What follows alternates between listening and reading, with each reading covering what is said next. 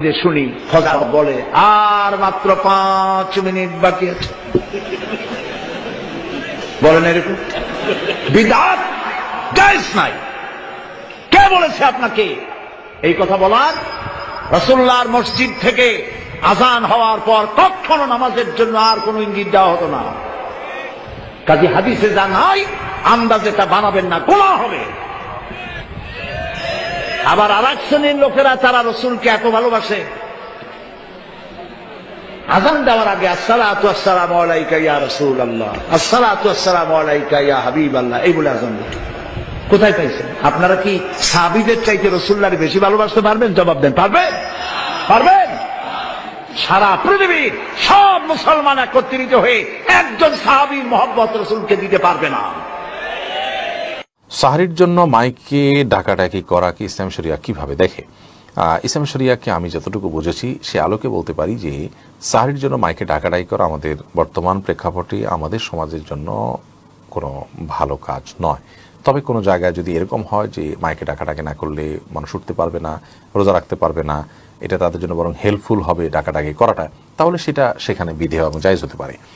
আজকাল বেশিরভাগ ঘরেই অ্যালার্ম সিস্টেম আছে, প্রত্যেকটা ঘরেই মোবাইল আছে একাধিক, এবং মোবাইল সেটগুলোতে অ্যালার্ম দেওয়ার ব্যবস্থা আছে, এক অন্যকে ফোন কল দিয়ে ডেকে দেওয়ার ব্যবস্থা আছে। এরপরেও যদি মসজিদে ডেকে দিতে হয় সেটা খুব হালকাভাবে ডেকে দেওয়া যেতে পারে। দীর্ঘ সময় পর্যন্ত মসজিদের মাইকে চিৎকার করে নাশিদ বা ইসলামী সঙ্গীত গাওয়া, কোরআন কারীমের তেলাওয়াত করা বা মানুষকে ডাকা, এটি নানা কারণে অনুচিত। প্রথমত অমুসলিম বা যারা অসুস্থ বা শিশু যারা রোজা রাখবেন না তাদের ঘুম ভাঙার কারণ হয়।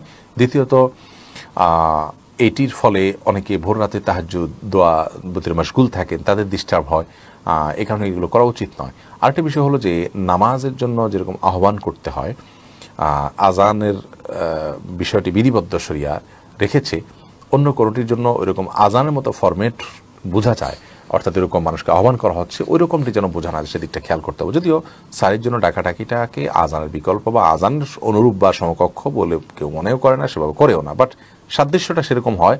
এবং এক্ষেত্রে মূল বিষয়টা হলো মানুষের বিরক্ত হওয়ার এবং মানুষের কষ্ট হওয়ার। রমজানের সেহরির সময় মাইকে ডাকাডাকি করা, আজানের পূর্বে মুসল্লিদের ডাকাডাকি করা জায়েজ কিনা? ডাকাডাকি করা জায়েজ আবার নাজেজ।